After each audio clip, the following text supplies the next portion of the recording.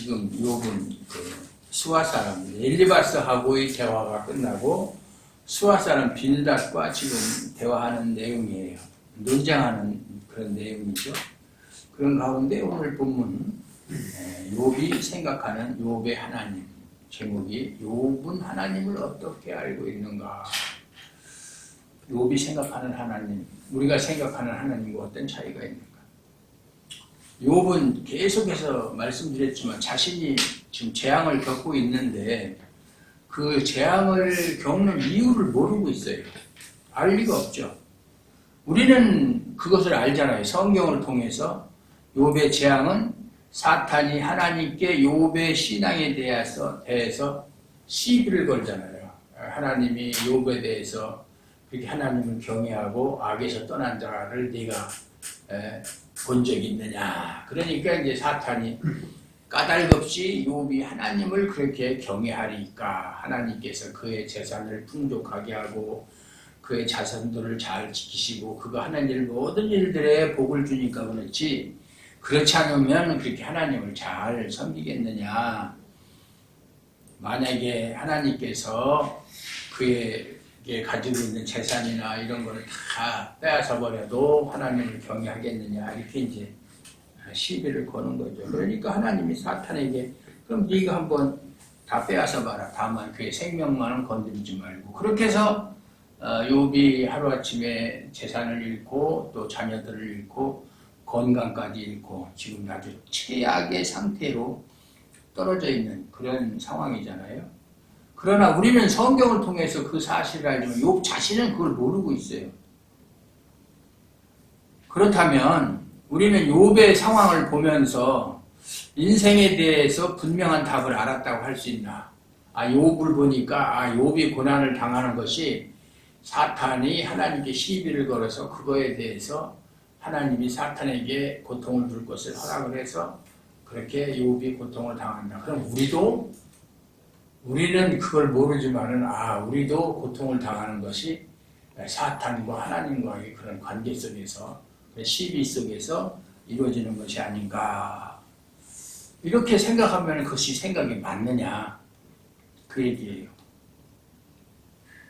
욥의 재앙이 어떻게 시작되었는지는 성경이 분명히 말하기 때문에 우리는 알 수 있어요.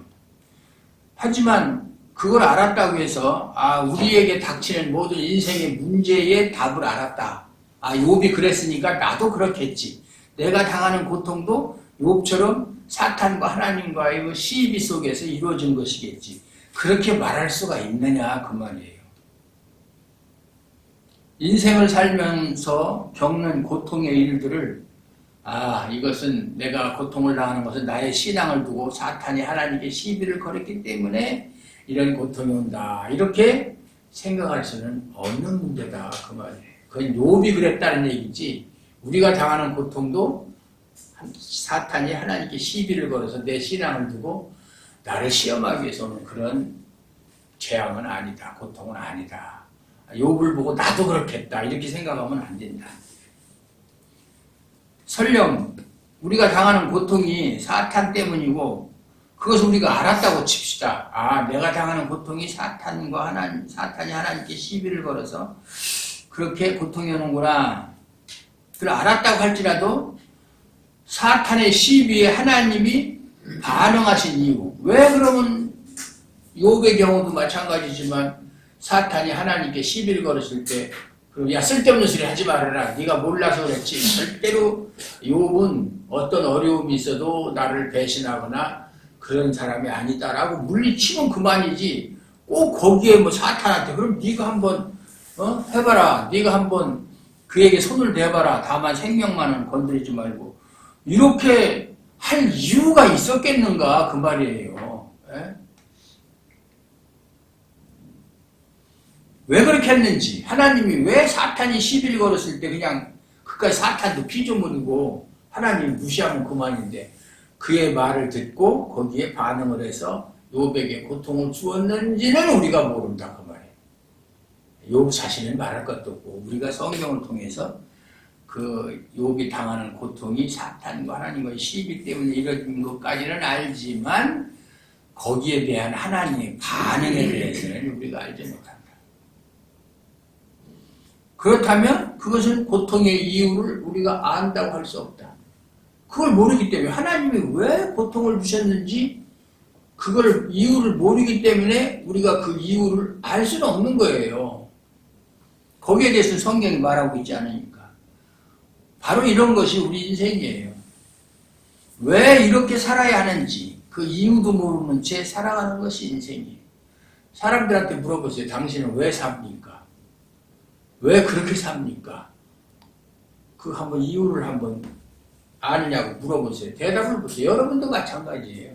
그냥 하루하루 주어진 삶이니까 사는 것이지 어떤 뚜렷한 목적이 있는 것도 아니고 있다 한들 그 목적이 이루어지는 것도 아니고 뭐 이루어질 수도 있고 안 이루어질 수도 있지만 왜 살아야 되는지. 그래서 뭐 유행가 가사나 뭐 드라마의 제목이나 산다는 게 무엇인지, 어떻게 살아야 잘 사는 건지, 거기에 대해서 아는 사람이 별로 없다. 아니 거의 없다라고 봐야 돼요. 그래서 사람은 누구나 자기 인생에 대해서 답답함과 함께 불만을 품게 되는 거예요. 내가 왜 이렇게 살아야 되는가? 나는 왜 태어났는가? 그냥 철학자들의 화두가 뭐예요? 나는 누구며 어디서 와서 어디로 가는가? 나는 왜 사는가? 이렇게 살다 죽으면 어떻게 되는가? 이 철학자들이 계속 생각하는 게 거기에 대한 답을 찾지도 못했어요. 여지껏. 철학에는 그런 답이 없어요. 성경에는 답이 있어도 철학에는 답이 없어요. 또한 앞으로 내 인생이 어떻게 되고 무슨 일이 있을지 모르기 때문에 항상 염려하고 불안감을 느끼게 된다. 우리 인생이 그런 거예요. 마치 인생이 자신이 넘을 수 없는 커다란 벽으로 가로막힌 것 같은 그런 절망감을 느낄 때가 많이 있어요. 저 역시도 마찬가지예요. 그래서 여러분은 아직 젊은 분들이야 그런 거를 그렇게 깊이 느끼지 못했을지 모르겠어요. 아직 힘이 있고 소망이 있고 그래도 바라는 게 있으니까 그걸 위안을 삼고 사실은 살아서 그런 것이 좀 덜 느낄지는 모르지만 나이가 먹을수록 그런 절망감 그런 것은 더 크게 다가오게 됩니다. 아마 욥은 이런 고통을 겪으면서 내 인생 끝났다. 내 인생은 송두리째 다 무너졌다. 아 옛날이요. 옛날엔 참 좋았는데 잘 나갔는데 막 그렇게 생각했을 거예요. 욥도 사람인데. 1장에 보면은 하나님을 경외하면서 죄에서 떠난 자로 온전하고 정직하게 사는 인생을 원했고 또 그렇게 살아왔어요. 욥은. 네. 그것이 100점짜리 인생인 줄 알고 그렇게 살아왔어요. 그런데 그 모든 삶이 다 무너져 버렸다. 재산도 자녀도 뭐 하나 있든 뭐 마누라에 하나밖에 없었지만 마누라까지도 자기를 조롱하고 멸시하고 더군다나 몸이라도 건강해야 어디 가서 일을 해서 노가다라도 해가지고 입에 풀칠이라도 할 텐데 온몸에 좋은 기가 다 뒤덮어가 이불처럼 욥의 표현을 빌리자면 이불처럼 좋은 기가 다 자기 몸을 덮었고 터져서 그냥 피가 나오고 다시 굳었다가 터지고 벌레가 안 있고 그냥 가끔 TV에 보면 참 그저 아프리카 같은 데 가면 애들 그냥 있으면 그냥 눈곱 이가가 여기 파리가 달라붙고 그냥 상처가 나서 거기에 있으면 파리가 그런 거 있잖아요. 그런 모습이죠. 그런 욥에게 남는 게 뭐가 있겠어요? 그런 상황에서 여러분이 욥이라면 그런 상황에서 뭐 남는 게 뭐가 있겠어요? 근데 그런 것은 생각을 안 하고 욥은 결코 입술로도 범죄하지 않았다. 거기 끝! 그 뒤에는 읽어보지도 않았어. 거기까지만 읽어. 야, 욥 대단하다. 그런 상황 속에서도 하나님을 원망하지 않고 입술로도 범죄하지 않았다. 오히려 하나님을 욕하고 죽으라고 하는 그 아내를 책망하면서 당신이 말하는 것이 어리석은 여자 중 하나와 같도다. 그러면서 입술로도 범죄하지 않았다. 참 대단하다. 그래서 우리가 어떤 어려움을 당하더라도 욥의 인내를 생각하면서 참고 견디면 욥의 결말을 우리가 아는 것처럼 끝에 가서는 더 큰 복을 갑절을 받을 수 있어요. 그건 욥기서를 전혀 모르는 사람이 하는 소리예요. 욥이 원망 안 했습니까? 내가 왜 태어나서 이런 고통을 당하는가? 차라리 우리 어머니가 나를 낳을 때 그냥 낳자마자 죽어버렸으면 이런 고통 안 당했을 텐데 햇빛을 보기 전에 내가 죽었더라면 얼마나 자기 신세 한탄하고 원망하고 그랬어요. 인간이 그렇게 위대한 존재가 아니에요. 결국 욥에게 남은 것은 원망밖에 안 남았어요. 과거에 욥을 생각한다면 정말 욥에게서 원망이 나온다? 상상도 할 수 없는 일이었었죠. 욥과 같은 사람이 하나님을 원망하고 자기 신세를 한탄하고 원망한다? 입술로도 범죄하지 않아야 한다는 것이 욥의 신앙이고 그의 의지였다. 결코 나는 어떤 일이 있어도 범죄하지 않겠다. 그렇게 보면 자신이 고통을 겪어야 하는 이유도 알지 못하잖아요. 지금 욥은 그런 상태에서 하나님께는 입술로도 범죄하지 않아야 한다고 생각했던 것과는 다르게 결국은 나중에는 자기 신세를 한탄하고 하나님 원망하는 자신을 보면서 야, 내가 그렇게 살아왔는데 결국은 나라는 존재는 요거밖에 안 되는구나. 크게 절망을 했을 것이다. 여태까지는 정말 어떤 일이 있어도 범죄하지 않고 하나님을 원망하지 않고 그렇게 버텨왔는데 끝에 가서 원망하는 자신의 모습을 보면서 역시 나는 어쩔 수 없는 인간밖에 안 되는구나. 그게 절망했을 거예요. 사람이 기대가 크면 실망도 크다고요. 자기 자신은 완벽하게 살아왔다고 했는데 어떤 자기 자신의 부족함 그런 걸 발견했을 때 그 절망감은 정말로 다 할 수 없는 거예요. 네. 그런데 욥기를 보면 하나님이 왜 사탄의 시비를 받아주면서 욥을 치도록 허락하셨는지 거기에 대한 답은 없어요. 성경에. 왜 하나님은 그렇게 했는지 그건 성경에 나타나질 않아요. 반면에 욥이 하나님을 나중에 보면 욥이 하나님을 만나서 하나님과 대화를 하면서 그때서 이제 모든 것을 깨닫거든요. 하나님을 만난 후에 자신이 고통을 당해야 하는 문제에 대해서 전혀 하나님께 묻지를 않아요. 우리 같으면, 나 같으면 나중에 하나님을 만났어요.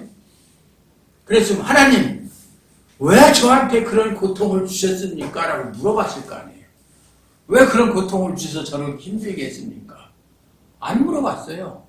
그 이유에 대해서 성경에 나오지도 않고 욥도 하나님을 만났을 때 자신이 고통을 당해야 되는 이유에 대해서 전혀 묻지를 않았다. 왜 그랬을까요? 그걸 잊어버려서 그랬나? 이제 하나님을 만나서 알고 나서 보니까 뭐 다 그만한 이유가 있겠지. 그렇게 생각한 것인가? 자신이 왜 고통을 겪어야 하는지 이유를 알지 못해 답답했던 것을 생각하면 하나님을 만났을 때 가장 먼저 물어야 되는 것이 바로 그거 아니에요. 하나님, 왜 저를 그렇게 힘들게 했습니까? 그렇게 보면 욥이 자신의 문제에 관해서 묻지 않고 알고자 하지도 않은 것은 내가 고통을 당한 이유를 알았기 때문이냐? 아니에요. 몰랐어요. 그러니까 아무래도 욥은 끝까지 몰랐어요. 알았기 때문이 아니라 자신의 인생이 하나님께 붙들려 있음을 알게 된 것으로 이제 그 답을 충분히 깨달았기 때문에 그랬다. 그 말이에요. 묻지 않아도 하나님을 만나고 나서 하나님 뒤에 나오지만 하나님과의 대화를 통해서 내 인생은 내 것이 아니고 하나님께 속해 있는 인생이고 하나님께 붙잡혀 있는 인생이라는 것을 알게 되었기 때문에 굳이 하나님께 내가 왜 고통을 당해야 되는지 그 이유를 물을 필요가 없었다. 그 말이에요. 물을 필요 없어. 왜? 내 인생은 내 것이 아니니까. 내 인생의 소유자, 주인은 하나님 어떻게 하든 그건 하나님 마음이니까 왜 그렇게 했습니까? 라고 물을 자격조차도 없다는 것을 나중에 욥은 하나님을 만난 다음에 깨달았다. 그 말이에요. 오늘 본문이 욥이 하나님이라고 했잖아요. 욥은 하나님에 대해서 말해요. 그리고 욥이 말한 하나님에 관한 내용들은 전부 다 맞는 얘기예요. 틀리는 얘기가 하나도 없어요.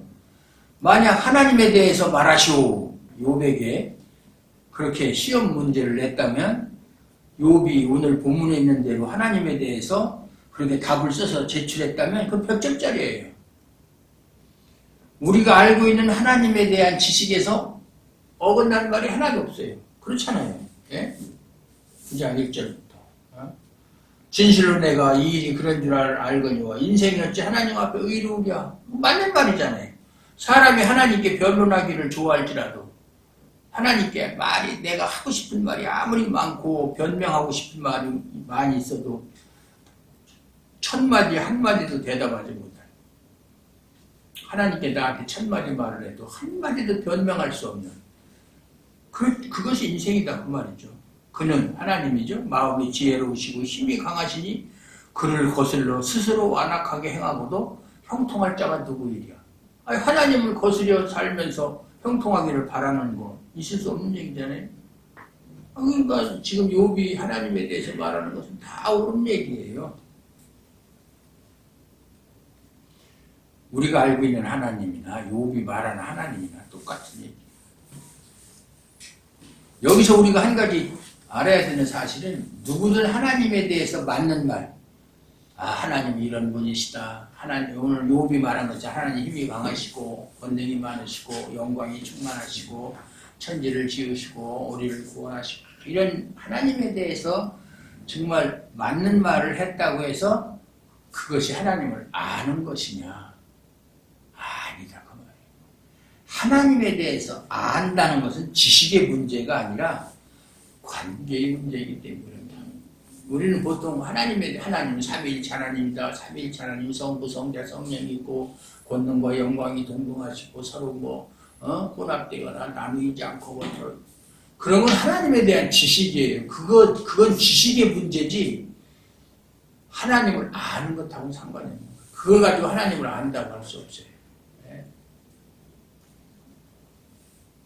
관계의 문제다. 아주 쉽게 예를 들어서 얘기하면 옛날에 우리 박 집사님하고 저기 신 집사님하고 조 집사님도 마찬가지고 다 연애 결혼들 하셨으니까 박 집사님하고 강 집사님도 연애 결혼하셨나? 중매 결혼인가? 반띵인가?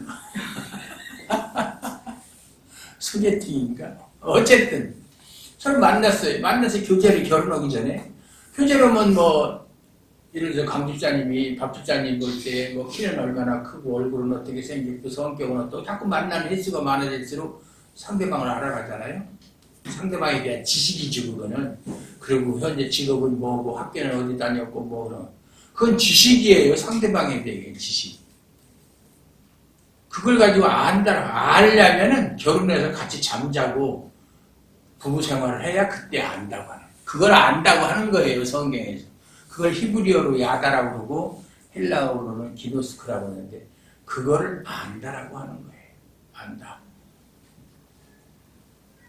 누가복음에 보면 천사장이 와가지고 처녀의 동정녀 마리아에게 네가 성령으로 아들을 잉태할 것이다 그랬잖아요. 그러니까 마리아가 물어요. 무슨 소리예요? 저는 처녀고 남자를 알지 못하는데 어떻게 나한테 그런 일이 있겠는가? 거기서 남자를 알지 못한다는 말이 저 사람이 남자인지 여자인지 그거 모른다는 얘기가 아니잖아요. 남자하고 무슨 관계가 없었다는 얘기죠. 안다는 것은 관계의 문제지 지식의 문제가 아니다 그 말이에요. 예. 이것이 욥이 지금 하나님에 대해서 맞는 말을 했다고 해서 지금 욥이 하는 말이 하나님에 대해서 잘못된 말이 하나도 없잖아요. 그가 하나님을 아는 관계에 있다고 할 수 없는 것과 마찬가지다. 하나님에 대한 지식은 있으나 하나님과의 관계에 있다고는 할 수 없다. 예. 2절에를 보면은 욥은 진실로 내가 일이 그런 줄을 알거니와 인생이 어찌 하나님 앞에 의로우랴 이렇게 얘기하고 있어요. 어떤 인생도 하나님 앞에서 의롭지 못하죠. 하나님 앞에서 의로운 인생은 단 한 명도 없어요. 예수님 빼놓고. 기독교인 누구라도 그건 다 인정하는 사실이잖아요. 누가 하나님 앞에서 아무개는 나는 그렇지만은 누구는 하나님 앞에서 의롭다 인정받을 만하다 그런 사람이 있는가 한번 여러분 생각해 보세요. 성경에 나오는 수많은 사람들 중에 없어요. 한 사람도 없어요. 문제는 하나님 앞에 의롭지 않은 인간으로 존재하느냐. 다 인정을 해요. 그 사실은. 그런데 그렇다면 과연 나는 하나님 앞에 내가 의롭지 않은 인간으로 살아가느냐? 그게 문제다 이 말. 말로는 하나님 저는 죄인입니다. 그렇게 얘기하면 그가 과연 하나님 앞에서 그런 심령으로 그런 자세로 살아가느냐? 그게 문제다 그 말이에요. 이것은 매일 하나님 저는 죄인입니다 라고 고백하며 사는지를 묻는 것이 아니에요. 인생이 하나님 앞에 의롭지 않음을 안다는 것은 무슨 뜻이에요? 자신이 의도하고 행하는 모든 것이 하나님 앞에 의롭지 않음을 아는 것까지 포함된 거예요. 여러분이 어떤 계획을 가지고 산다 할지라도 그것까지도 하나님 앞에서 의롭지 않다는 것이 포함된 것이 하나님 앞에 의롭다함을 인정받을 그런 사람이 없다. 나는 그런 것을 인정받지 못한다라는 의미다. 그 말이에요. 나는 죄인이고 내가 하는 일은 의롭고 그런 것은 없어요. 그렇다면 우리가 자기 인생에 대해 자기 뜻을 세우고 그 뜻을 위해 살고자 하는 것도 사실은 따지고 보면 의롭지 않은 거예요. 의롭지 않은 사람에게서 나오는 것이 의로울 것이 어디 있겠어요? 생각해보세요. 내가 하나님 앞에 죄인이다. 나는 의롭지 못한 사람이다. 그러면 나에게서 나오는 생각이나 행위나 계획 모든 것도 마찬가지로 의롭지 않은 거예요. 그렇잖아요? 이해가 안 갑니까? 얼른? 미국 사람은요, 생각하는 것이나 행동하는 것이 미국식이에요. 어쩔 수 없잖아요. 미국 사람이니까. 그 굴레에서 벗어날 수가 없어요. 한국 사람은 한국식이고. 그리고 우리가 흔히 문화라고 그러고 뭐 여러 가지 말 표현을 하지만 마찬가지로 우리는 하나님 앞에 죄인이잖아요. 죄인은 죄인의 생각과 죄인의 행동밖에 못하는 거예요. 물론 우리가 성령으로 거듭난 다음에는 우리가 하나님께서 우리를 의롭다고 인정을 해 주시는 것이고 하나님께서 우리를 의롭다라고 인정해 주시는 칭의와 우리가 의롭게 된 것하고 다른 거예요. 우리가 의롭게 된 것이 아니라 의롭다고 하나님이 부족하고 죄가 있음에도 불구하고 이제 내가 거기에 대해서 문제를 삼지 않고 너를 의인으로 취급해 주겠다는 것이지 내가 의롭게 되었다는 말은 아니에요. 의롭게 되었으면 죄 안 짓고 살아야지. 발에 흙 안 묻히고 살아야지. 그렇지 못하잖아요. 왜? 여전히 우리는 죄인이에요. 속성은, 본성은. 하나님이 다만 성령으로 거듭나고 하나님의 택한 백성은 죄인으로 인정을 안 한다는 것뿐이지. 그 구분을 분명하게 해야 되는 거예요. 마치 우리가 의인이 된 것처럼 생각하고 의인은 없나니 하나도 없다고 그랬잖아요. 그러면 사도 바울이 로마서 3장 23절에서 의인은 없나니 하나도 없다고 그랬을 때 거듭난 사람 빼놓고 의인을 하는 그런 얘기 안 했잖아요. 모든 인류가 다 그렇다는 얘기잖아요.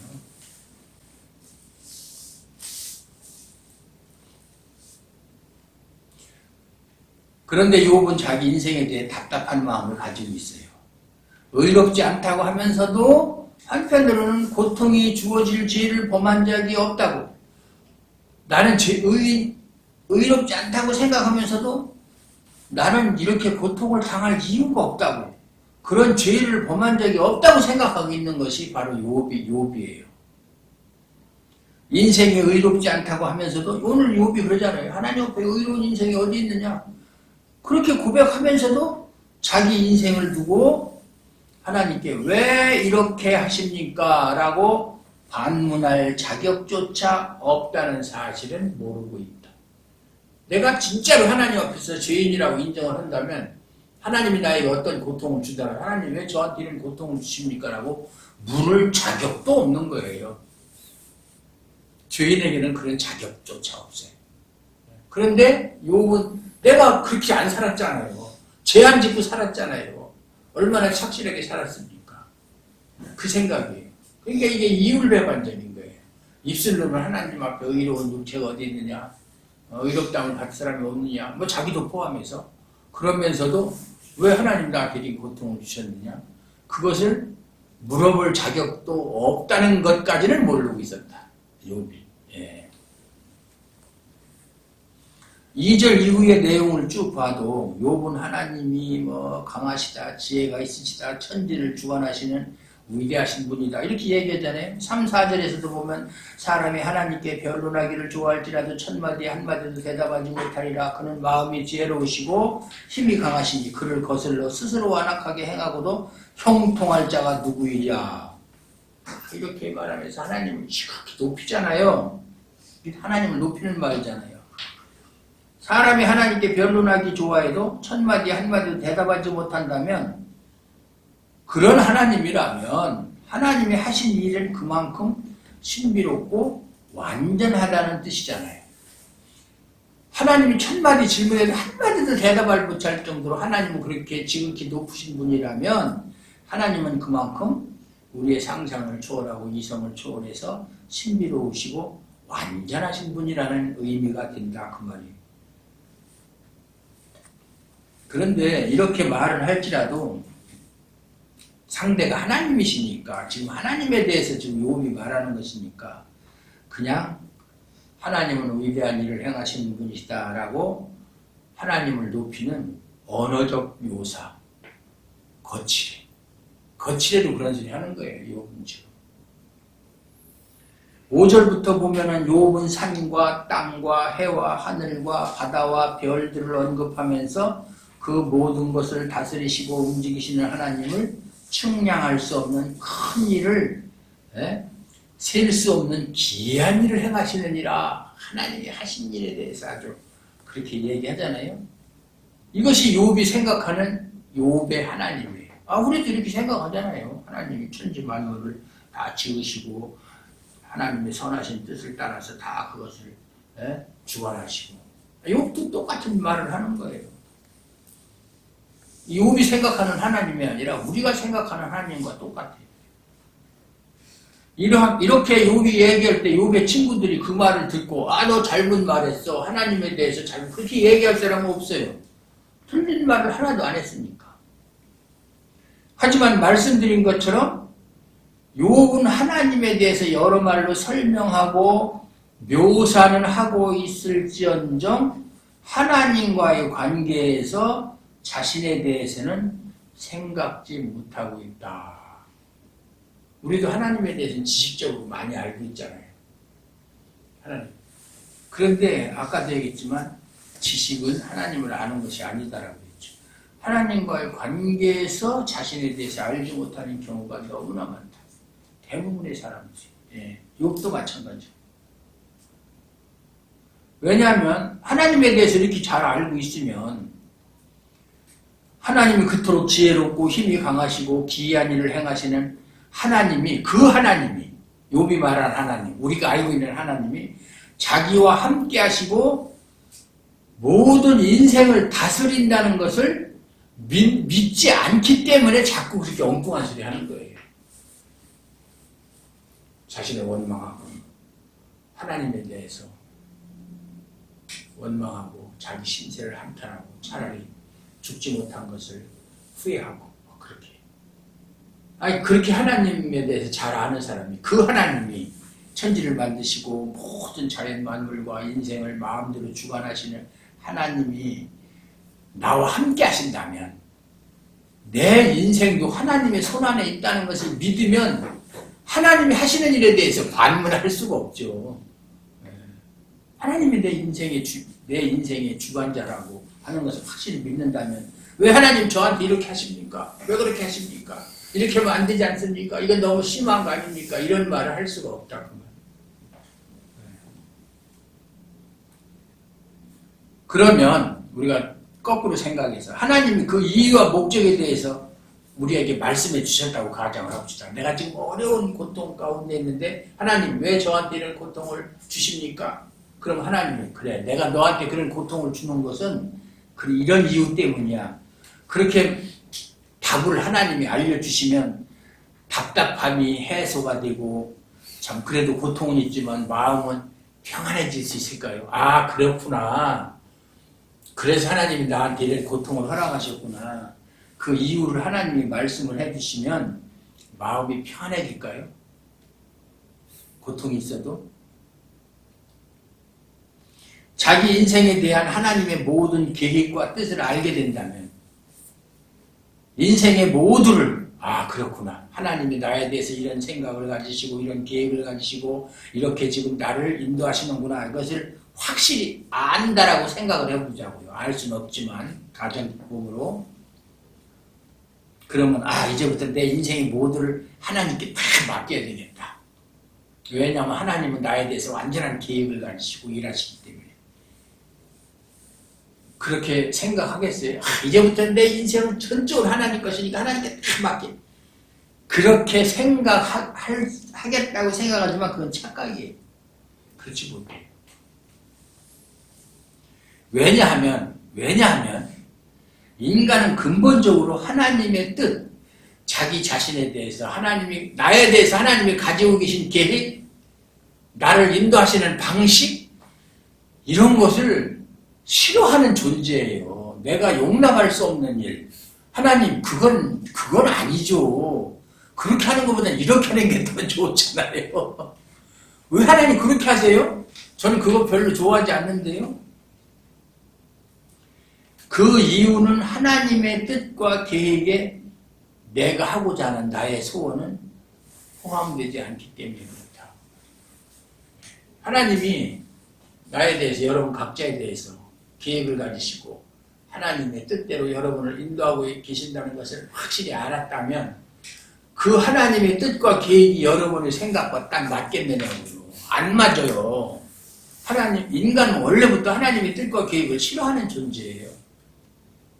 반항하죠. 하나님 수정합시다. 원한 수정. 그거보다는 이게 훨씬 나은데. 욥이 말하는 하나님이 우리가 생각하는 하나님이라면 분명한 것은 세상은 하나님에 의해 움직인다는 것이고, 지금 욥이 말하는 하나님은 모든 것을 다 하나님의 마음대로 움직인다는 것이잖아요. 하나님께는 불의가 없다는 것이고, 욥이 말하는 것. 우리도 그렇게 알고 있고, 더군다나 우리는 하나님을 독생자 예수 그리스도의 피로 우리의 모든 죄를 용서하신 사랑의 하나님이라고 고백하잖아요.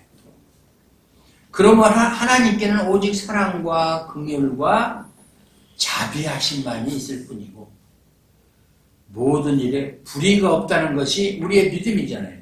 여기는 우리도 다 그렇게 알고 있는 거잖아요. 예수 그리스도를 통해서 우리가 감히 하나님의 자녀가 될 수 없음에도 불구하고 하나님께서 우리의 모든 일을 용서하신 사랑의 하나님. 그러므로 하나님께는 오직 사랑과 긍휼과 자비하심만이 있을 뿐이고 하나님께는 불의가 하나도 없다. 그렇게 믿는 것이 우리 믿음이잖아요. 저의 믿음이고 여러분의 믿음이잖아요. 신자가 이 믿음으로 존재한다면, 우리가 이 믿음을 가지고 있다면 인생에서 겪는 모든 일에 대해서 그 이유를 알아야 할 필요가 있을까? 이런 믿음을 가지고 있다면 내가 당하는 어떤 어려움이 있을 때 하나님 왜 저한테 이런 어려움을 허락하십니까? 라고 묻고 그 이유를 알고 싶어 할까? 알고 싶어 할 필요가 없는 것이죠. 굳이 왜 이렇게 하십니까? 라는 물음을 하지 않아도 사랑이시고 신실하신 하나님이 행하시는 일이고 따라서 모든 이유가 하나님께 있다는 것으로 인생을 하나님께 맡길 수 있지 않겠는가. 정말로 나에 대한 모든 계획을 가지시고 하나님의 뜻대로 인도하시는 하나님이 사랑의 하나님이시고 신실하신 하나님이시고 긍휼의 하나님이시라는 것을 믿는다면 나에게 어떤 일이 닥칠지라도 그건 하나님이 하시는 일이니까 내 인생은 하나님 것이다 라고 하나님께 모든 것을 맡길 수 있지 않겠느냐 그 말이에요. 맡기지 못하는 건 뭐예요? 하나님이 하시는 일에 대해서 모르고 또 그걸 인정하지 않기 때문에 그러는 거예요. 이것이 진심으로 하나님을 아는 거예요. 하나님을 안다는 것은 내 인생이 모두가 하나님 것이고 하나님의 선하신 뜻대로 인도하시기 때문에 내 인생 모두를 하나님께 철저하게 맡긴다 라는 그런 관계가 하나님을 안다라고 말하는 거예요. 그게 하나님을 아는 거예요. 욥의 문제도 이런 시각을 가지고 이해할 필요가 있어요. 욥이 고통의 이유를 알고 싶어 했지만 사실 하나님에 관한 욥의 말이 믿음의 내용이었다면 오늘 본문의 그 욥이 하나님께 대해서 말하는 것이 욥의 믿음의 고백이라면, 진짜 마음속에서 우러나는 믿음의 고백이라면 자기 고통의 이유 또한 지혜로우시고 힘이 강하시고 기이한 일을 행하시는 하나님께 그 이유가 있음을 믿는 것으로 되는 것이에요. 하나님에 대해서 이렇게 진짜로 고백하고 믿는다면, 아, 내가 당하는 고통도 하나님께 그 이유가 있구나. 그렇다면 고통의 이유를 굳이 욥이 알아야 할 필요가 없다, 그 말이에요. 여러분이 어려운 일을 당하거나 그러면 하나님께, 하나님 왜 저한테 이런 일을, 새벽기도 나가가지고 하나님 그 이유를 저한테 알려주면 어떡할 건데? 알려주면 다른 방법이 있어요? 네? 신자는 하나님께 모든 것을 맡긴다라고 말을 하죠. 기도할 때도 그렇고, 여러분 뭐 마음속으로도 나는 모든 것을 하나님께 맡긴다. 여러분이 알아야 하는 것은 하나님께 모든 것을 맡긴다라는 말은 인생에서 겪게 되는 모든 일의 이유가 하나님께 있다는 것으로 믿고 자신의 인생에 대해서 불안해하지 않는다는 뜻이에요. 그게 하나님께 모든 것을 맡긴다라는 의미예요. 하나님께 모든 것을 맡긴 사람은 자기가 어떤 일을 당했을 때 그 이유가 하나님께 있다. 그것을 믿고 자기 인생에 대해서 불안해하지 않아요. 왜? 하나님이 알아서 하시는데 불안해할 필요가 없잖아요. 불안해하지 않는다는 뜻이 되는 거예요. 그러니까 결국은 하나님이 내 인생을 인도하심을 믿는 것이 곧 평안이다, 그 말이에요. 믿습니까? 참된 평안은 뭐예요? 내 인생은 하나님께 속해 있고 하나님 것이다. 하나님이 뜻대로 행하신다. 아멘. 끝. 왜 그렇게 하는지 이유 알 필요도 없어요.